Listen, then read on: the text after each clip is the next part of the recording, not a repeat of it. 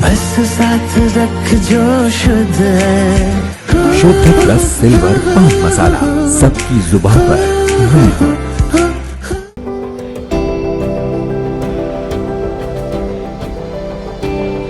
यहाँ पे same infrastructure पे, यानी कि सेम ट्रैक पर, सेम रेलवे स्टेशन पर, सेम फैसिलिटीज के साथ हम लोगों ने आरआरटीएस सिस्टम को और मेट्रो सिस्टम को ऑपरेट करने वाले हैं। मेरठ वासियों के लिए और इस पूरे रीजन के लिए एक बहुत बड़ा एक तोहफा हो जाता है सरकार की ओर से, जो कि पब्लिक के लिए बहुत बेनिफिशियल रहेगा। जून 25 तक हम लोग पूरा एंड टू एंड इसको सराय काले खां से मोदीपुरम तक, जिसमें आरआरटीएस का सिस्टम भी है, मेट्रो का सिस्टम भी है, तब तक उसको हम लोग संचालित करेंगे।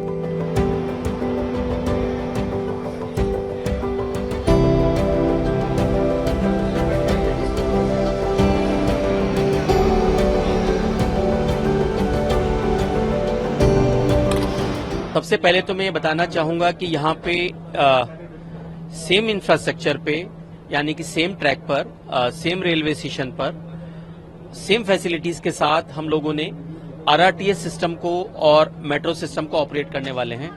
तो इस तरह से ये पहली बार भारत में होने जा रहा है मेट्रो सिस्टम में, जहाँ पे कि इंटीग्रेशन एक किया गया है, मल्टी मोडल इंटीग्रेशन किया गया है, जिससे पब्लिक को बहुत फायदा होगा। सर्वप्रथम तो यही एक बहुत बड़ा डिफरेंस और एक मेरठ वासियों के लिए और इस पूरे रीजन के लिए एक बहुत बड़ा एक तोहफा हो जाता है सरकार की ओर से, जो कि पब्लिक के लिए बहुत बेनिफिशियल रहेगा।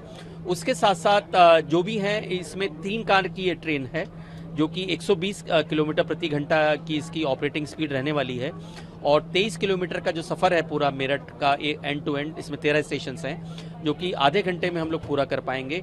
और हर 2 किलोमीटर में तकरीबन एक स्टेशन यहाँ पे दिया गया है। और इन 13 स्टेशंस में 4 स्टेशंस पे हम लोगों ने जो आरआरटीएस सिस्टम से इंटीग्रेशन किया है, जिसके कारण से पब्लिक ट्रांजिट कर सकती है मेट्रो से आरआरटीएस, आरआरटीएस से मेट्रो एंड वाइस वर्सा।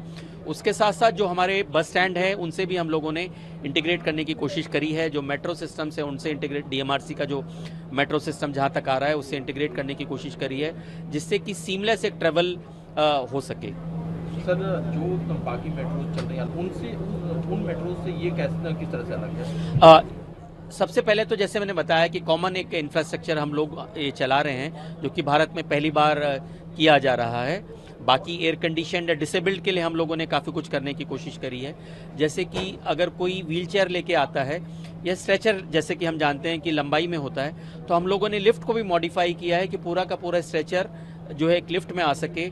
और जो मेरा एक पेशेंट है जो नीचे से चल के स्टेशन पे आता है और कोच तक वो पूरा सीमलेस उसका ट्रांसफ़र हो सके।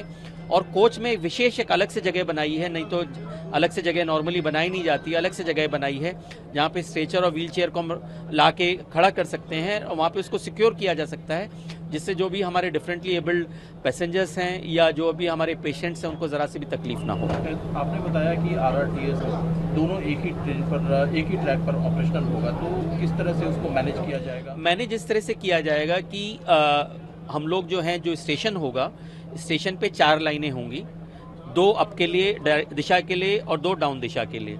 मान लिया आप ये मान लें कि वो मेट्रो आके खड़ी हुई है, एक अप में भी खड़ी हुई है, डाउन पे भी खड़ी हुई है, तो जो बाकी 2 लाइनें बचती हैं, उससे आरआरटीएस की ट्रेन वहाँ पे बिना रुके आगे जा सकती है, वो अप डायरेक्शन में भी और डाउन डायरेक्शन में भी।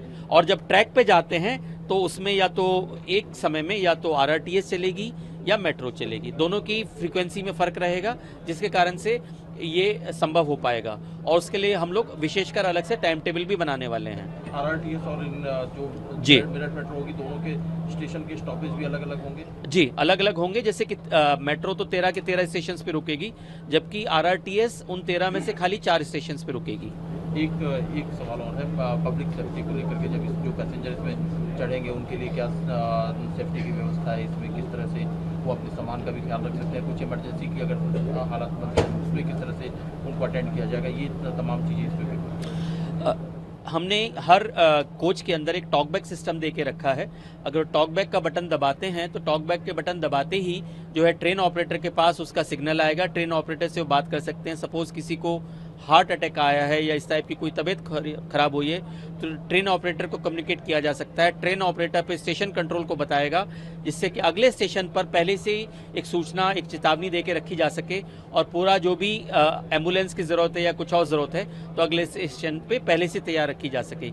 ये हम लोगों ने प्रयास इसमें किया है। और एक चीज़ और देखिए, यहाँ पे हम लोगों ने जो आप बात कर रहे थे, यहाँ पे रैक्स हम लोगों ने दिए, जो कि नॉर्मली मेट्रो ट्रेन्स में रैक्स देते नहीं हैं, बट यहाँ पे हम लोगों ने रैक देने की कोशिश करी है, जिससे कि लोग बाग पैसेंजर से अपना सामान ऊपर रख सकते हैं और बीच में सामान रखने की आवश्यकता ना पड़े। सर कब तक ये ऑपरेशनल होने की संभावना है? ये जून 25 तक हम लोग पूरा एंड टू एंड इसको सराय काले खां से मोदीपुरम तक, जिसमें RRTS का सिस्टम भी है, मेट्रो का सिस्टम भी है, तब तक उसको हम लोग संचालित करेंगे।